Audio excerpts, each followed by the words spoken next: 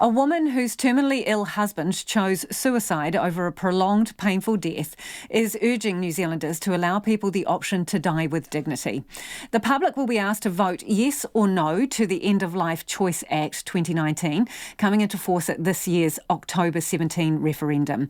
The Act will allow terminally ill people given 6 months to live and experiencing unbearable suffering the option of medically assisted dying.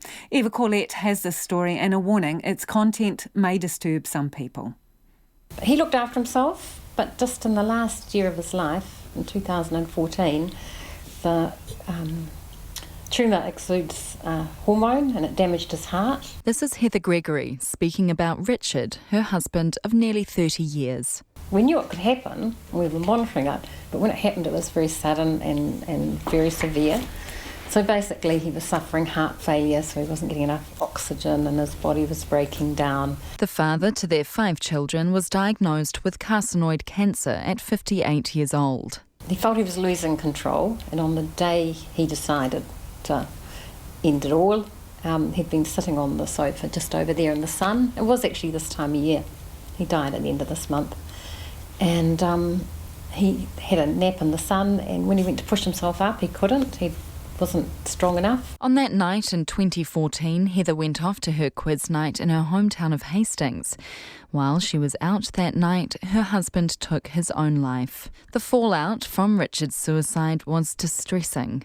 It was a devastating end to a very good life, and it could have been so much better. It wasn't the end she and their 5 children had hoped for. And we got the double whammy. We got the long ending, and then the sudden death. I thought we'd be sitting around a bed and talking about things. Heather says Richard's suffering was unbearable and there was little that could be done to truly relieve it. She says if euthanasia had been an option, he would have taken it. If this had been in place, it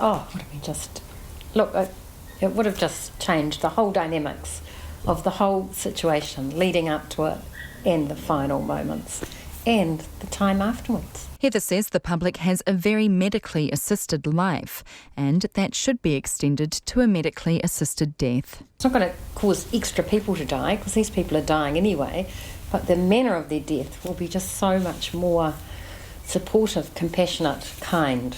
RNZ will continue its coverage of euthanasia in the lead up to the new referendum date, October 17th. Next week, we'll bring you a story from someone on the other side of the debate. To learn more about the referendum, go to rnz.co.nz and click on the End of Life Choice tab. Mō te hōtaka o te ahiahi nei, ko Eva Corlett tēnei.